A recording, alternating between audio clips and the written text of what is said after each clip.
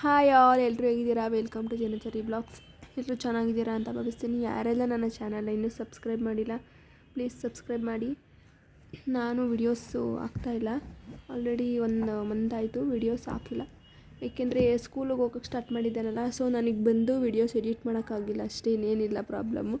Videos ಎಲ್ಲ ಇದ್ದಾವೆ, ಹಾಕೋಕ್ಕೆ ಟೈಮ್ ಸಿಕ್ಕಿಲ್ಲ ಅಷ್ಟೇ, ಅಪ್ಲೋಡ್ ಮಾಡೋಕ್ಕೆ. ಆ್ಯಂಡ್ ನಾವು ಎಲ್ಲಿಗೆ ಹೋಗ್ತಾಯಿದ್ದೀವಿ ಇವತ್ತು? ಇದು ಲಾಸ್ಟ್ ಸಂಡೇದು ವಿಡಿಯೋ. ಈ ಸಂಡೇ ಕೂತ್ಕೊಂಡಿದ್ದೀನಿ ಎಡಿಟ್ ಮಾಡಿರೋ ವಿಡಿಯೋನ ಅಪ್ಲೋಡ್ ಮಾಡೋಕ್ಕೆ, ವಾಯ್ಸ್ ಕೊಡೋಕ್ಕೆ. ಆ್ಯಂಡ್ ನಾವು ಚಿಕ್ಕಣ್ಣ ಸ್ವಾಮಿಗೆ ಇಯರ್ಲಿ ಒನ್ಸು ಹೋಗ್ತೀವಿ. ನಮ್ಮ ಯಜಮಾನರು ಚಿಕ್ಕ ವಯಸ್ಸಿಂದಾಗಿದ್ದನು ಹೋಗ್ತಿದ್ದಾರಂತೆ, ನಮ್ಮ ಮಾವ ಎಲ್ಲ. ಸೊ ಇವಾಗ ನಾವು ಲಾಸ್ಟ್ ಈ ಇಯರಿಂದ ನಾವು ವರ್ಷಕ್ಕೊಂದು ಪೂಜೆ ಕೊಡಬೇಕು ಅಂತ ಅಂದ್ಕೊಂಡು ಚಿಕ್ಕಣ್ಣ ಸ್ವಾಮಿಗೆ ಹೋಗ್ಬೇಕಲ್ಲ, ಭಾನುವಾರ ಹೋಗೋಣ ಅಂತ ಅಂದ್ಕೊಂಡ್ವಿ. ಸೊ ಹೊರಟ್ವಿ. ತುಂಬ ಅಂದರೆ ತುಂಬ ದೂರ, ದಾಬಸ್ಪೇಟೆಯಿಂದ. ಎಲ್ಲರಿಗೂ ಗೊತ್ತಿರುತ್ತೆ, ಫೇಮಸ್ ಟೆಂಪಲ್ ಚಿಕ್ಕಣ್ಣ ಸ್ವಾಮಿ. ನಾಗವಲ್ಲಿ ಅಂತ ಊರು ಹೆಸರು. ಊರಿನ ಒಂದು 6 to 7 ಕಿಲೋಮೀಟರ್ಸ್ ಮುಂದೆ ಹೋಗಬೇಕು.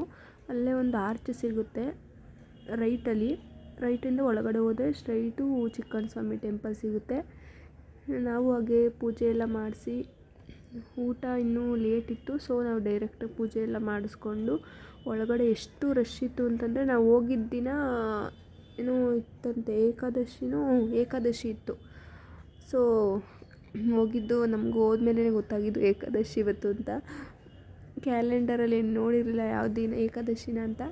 ಅಲ್ಲಿ ತುಂಬ ಜನ ಇದ್ದಿದ್ದರಿಂದ ಗೊತ್ತಾಯಿತು. ನಾನು ಯಾವತ್ತೂ ಕೂಡ ಹೋಗಿರಲಿಲ್ಲ, ಇವತ್ತೇ ಫಸ್ಟ್ ಟೈಮು ನಾನು ಹೋಗ್ತಾ ಇರೋದು, ಚಿಕ್ಕಣ್ಣ ಸ್ವಾಮಿ ದೇವಸ್ಥಾನ ನೋಡ್ತಾ ಇರೋದು. ಇಲ್ಲಿ ದೇವರಿಗೆ ಗುಡಿ ಅಂದರೆ ಗೋಪುರ ಥರ ಇದೆ, ಬಟ್ ಜನ ಮಾತ್ರ ಸಿಕ್ಕಾಪಟ್ಟೆ ಜನ ಇದ್ದಾರೆ. ನಾನು ಹೋಗಿ ಬಂದಿದ್ದು ಖುಷಿ ಆಯಿತು ನಮಗೂ. ಆ್ಯಂಡ್ ಇಲ್ಲಿ ದೇವಸ್ಥಾನ ಇದುವರೆಗೂ ಒಳಗಡೆ ದೇವರಿಗೆ ಗರ್ಭಗುಡಿನೇ ಕಟ್ಟೋಕ್ಕಾಗಿಲ್ವಂತೆ, ಅದ್ರ ಹಿಸ್ಟ್ರಿ ಇದು.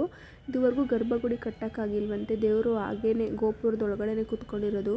ಗರ್ಭಗುಡಿ ಯಾರೂ ಕಟ್ಟೋಕ್ಕಾಗಿಲ್ವಂತೆ.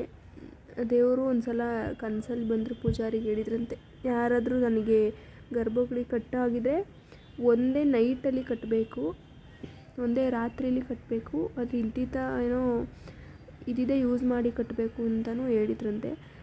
ಯಾರೋ ಬಂದಿದ್ರಂತೆ, ಕಟ್ತೀನಿ ನಾನು ಒಂದೇ ನೈಟಲ್ಲಿ ಅಂತ. ಬಟ್ ಇದುವರೆಗೂ ಯಾರ ಕೈಯಲ್ಲೂ ಗರ್ಭಗುಡಿ ಕಟ್ಟೋಕ್ಕೆ ಅಂದರೆ ಒಂದು ದೇವಸ್ಥಾನ ಕಟ್ಟೋಕ್ಕೆ ಆಗಿಲ್ಲ. ಯಾವ ಥರ ಇದೆ ಅಂದರೆ, ಒಂದು ತೆಂಗಿನ ಗರಿದು ನೋಡಿ ಇಲ್ಲಿ ಕಾಣ್ತಿದೆಯಲ್ಲ, ಆ ಥರ ತೆಂಗಿನ ಗರೀಲಿ ಅಲಂಕಾರ ಮಾಡಿರೋದೊಂದು ಗೋಪುರ ಇದೆ ಅಷ್ಟೇ.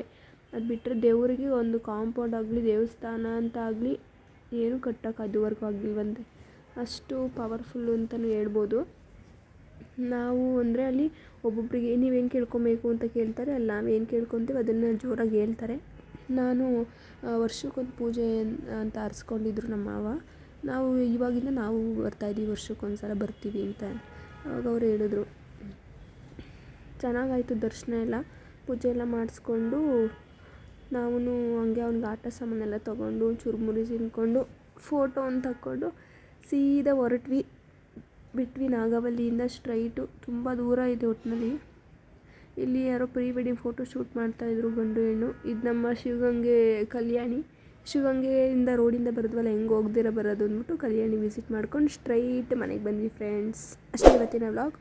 ಮತ್ತು ನೆಕ್ಸ್ಟ್ ವ್ಲಾಗ್ ಕೂಡ ಫಾಲೋ ಮಾಡಿ, ಸಬ್ಸ್ಕ್ರೈಬ್ ಮಾಡಿ.